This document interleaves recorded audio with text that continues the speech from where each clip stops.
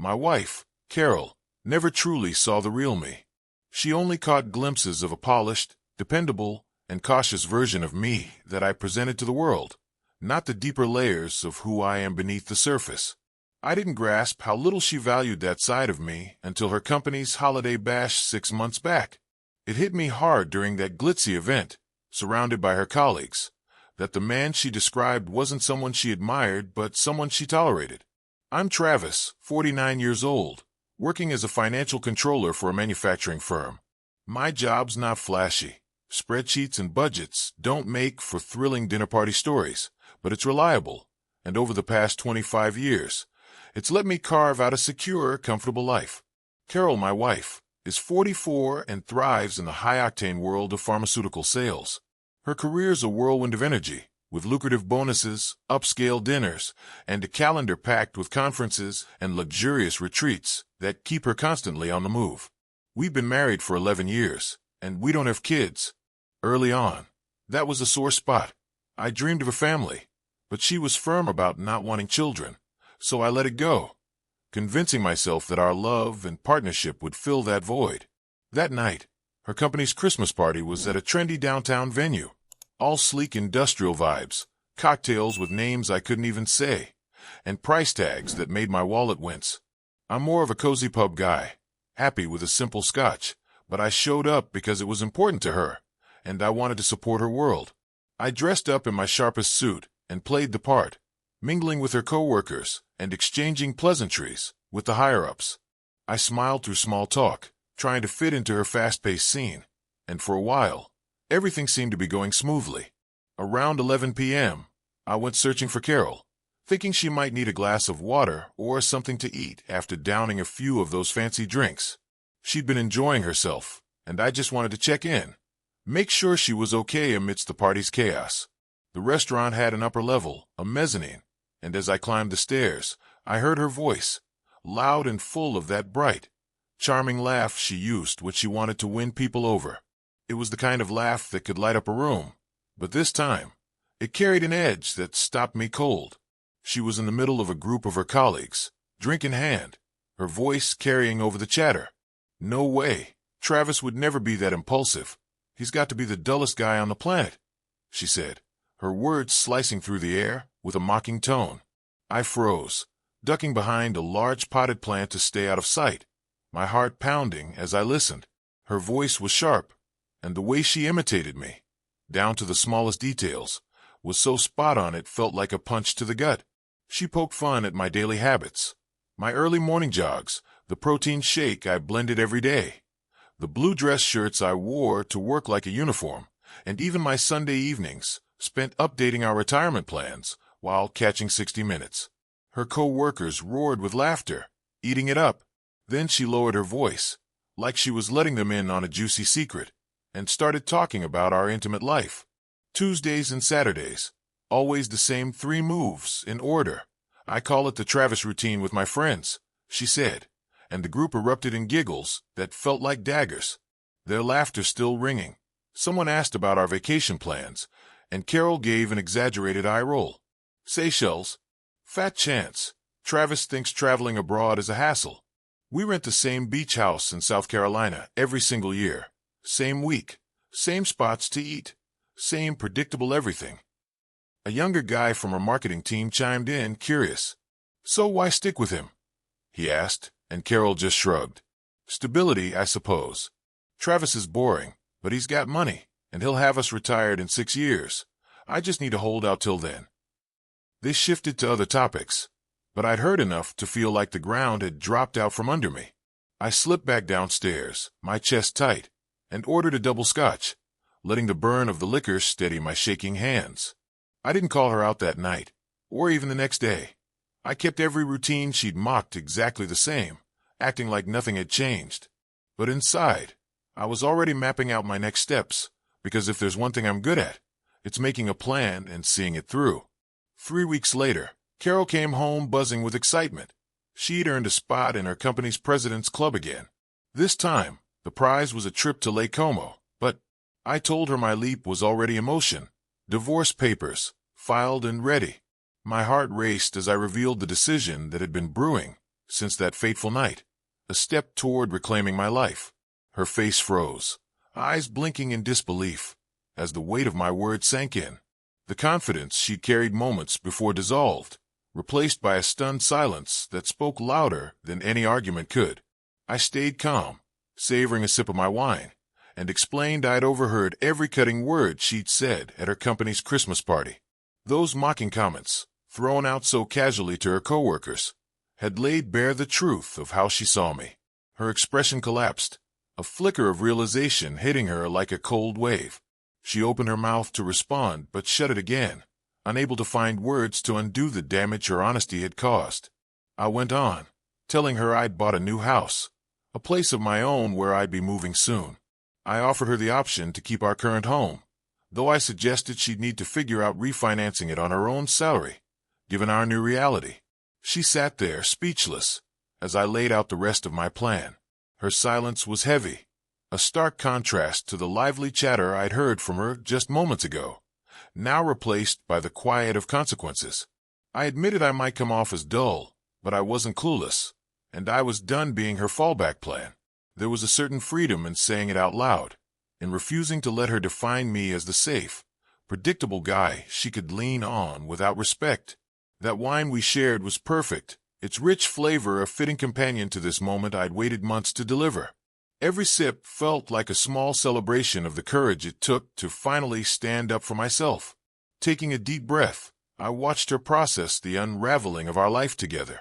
Her nervous laughter broke the silence as she tried to brush it off, claiming her words at the party were just drunken nonsense, meaningless office banter. But I held firm, unshaken, and told her I believed those words were the truest thing she'd said in years. That night, her guard down, she'd revealed a raw honesty about our marriage that she'd hidden behind smiles for too long. Her shock morphed into frustration, her voice sharp as she accused me of overreacting, of tossing away 12 years over some careless, tipsy gossip. She seemed to think this was about petty revenge, a wounded ego lashing out, but she was missing the bigger picture. I corrected her gently, explaining this wasn't about payback. It was about freeing us both from a marriage that left her unfulfilled. Her words had shown me she wasn't happy, and I wasn't willing to keep pretending we could limp along together. She hesitated, her defiance softening as she grabbed the envelope and tore it open, her eyes scanning the divorce papers. When she reached the financial details, her face paled, confusion setting in as she questioned the accounts and our shared savings. I nodded, explaining the money came from an inheritance from my uncle, quietly invested and never touched. I assured her I'd left our joint savings intact, her portion safe for a fresh start in Rhode Island, but the inheritance was mine alone, a safety net I kept separate. Her voice grew faint as she mentioned the house in Newport, the one she dreamed of buying. She realized, with a sinking feeling, that her new salary alone wouldn't cover it, and the life she'd planned was slipping out of reach. I told her I was confident she'd find a place that suited her, especially with her big promotion on the horizon. My tone was steady, not cruel, but firm, signaling that I wasn't responsible for her future anymore. Reaching into my pocket, I slid a set of keys across the table, her eyes locking onto them in confusion. I explained they were for the BMW convertible she'd been eyeing for years, fully paid for, in her name, a final gesture for the time we'd spent together. Her composure broke, tears streaming down her face as the reality of our marriage's end hit her full force. The weight of everything, her words, my decision, the keys, seemed to crash over her, leaving her raw and exposed. She asked, almost in a whisper, where I'd be living now, her voice barely holding together. I pulled out my phone and showed her pictures of my new craftsman-style home, 3 acres of quiet beauty with a gourmet kitchen and a porch framed by mountain views. She stared at the screen, stunned, and murmured that I'd bought it without a word to her. I confirmed I'd closed the deal while she was off in Lake Como, a quiet act of independence that proved I wasn't as predictable as she'd painted me. Standing up, I smoothed my shirt and told her I'd be moving into the new house that night. My attorney would handle all further communication, and if anything urgent came up, she could reach me by email. No need for face-to-face talks anymore. As I headed for the door, her voice caught me, pleading that we could fix things with therapy or counseling, that she hadn't meant what she said. Her words were desperate, a last-ditch effort to hold onto a marriage that was already gone. I turned back, meeting her eyes one final time, and told her I believed she'd meant every word, and that was okay. We simply wanted different lives. She saw me as dull. I found her unkind, and neither of us was wrong, just wrong for each other. Then I walked out of the house we'd once called ours, climbed into my unflashy SUV, and drove away. It wasn't toward anger or regret, but toward a future that, for the first time in years, felt like it could truly be mine. Some might think my actions were drastic, but after over a decade with someone who quietly ridiculed my life, my choices, and our shared history, I knew I deserved better. So did she. We were both better off apart, free to chase what actually mattered to us. Carol was bound for Rhode Island, chasing her career without the husband she'd grown to resent. Meanwhile, I was rediscovering the spark of who I was, embracing the unexpected joy of building a life that felt authentic and alive. 2 weeks later, things were settling down. Carol had moved out, staying with her sister until her relocation. She tried to give back the BMW, saying it didn't feel right, but I insisted she keep it. It wasn't something I needed or wanted. Despite the hurt, I held no bitterness toward her. She tried to patch things up at first, cycling through anger, bargaining, and promises of change. She offered to ditch the Rhode Island job, to go to counseling, to never take me for granted again, but I knew my decision was final. Eventually, she accepted it, her pleas giving way to a quiet, tearful resignation. The reality of our split sank in, and she began to face the future without the safety net she'd once counted on. The most revealing moment came when I overheard her sister helping pack up the kitchen, asking if Carol had really said those things about me. Carol's soft admission that it wasn't exactly like that, but close enough, felt like a small victory, a sign she was finally owning her truth. The divorce moved forward smoothly, no messy fights or drawn-out battles. We each walked away with what we'd brought into the marriage, plus a fair split of what we'd built together. No alimony, just a clean break. The house sold fast, fetching well above asking price, which gave Carol a solid financial cushion for her next chapter. I didn't gloat. 11 years together meant something, even if the ending left a sting. I started building a new life, piece by piece, finding joy in small changes. A telescope on my deck led me to join a local astronomy club, where I spent evenings marveling at the stars with new friends. I signed up for cooking classes, learning to whip up dishes I'd never tried before, and joined a hiking group that took me through trails I'd never explored. These were small steps, but they filled my days with purpose and excitement. Old friends came back into my life, and one of them said something that hit deep. I'd become predictable not because that's who I was, but because I dimmed myself to avoid Carol's constant critiques. It hurt to hear, but it rang true, a reminder of how much I'd changed to fit her world. When I first met Carol, I was training for a triathlon, jamming blues on my guitar, and dreaming of a solo trek through Torres del Paine. Over time, I let those pieces of myself fade, molding myself into someone less likely to clash with her expectations. Some of Carol's colleagues reached out, apologizing for staying silent that night at the party. Apparently, her comments had made others uneasy, too, and her words had rippled further than she'd realized. Her boss even called me, asking if she'd turned down the Rhode Island job because we'd reconciled. Reading between the lines, it sounded like her promotion wasn't as secure as she'd let on, a twist that reminded me life could surprise even the most confident. 3 months later, the divorce was finalized, and we met for coffee at her suggestion. It was polite, even warm. She'd taken a job with a smaller pharmaceutical company nearby, saying Rhode Island had lost its shine after what she called a wake-up call. I wished her well, and I meant it, feeling a strange sense of peace in letting go. She was carving her own path, and I was free to keep building mine, no longer tied to someone else's vision of who I should be.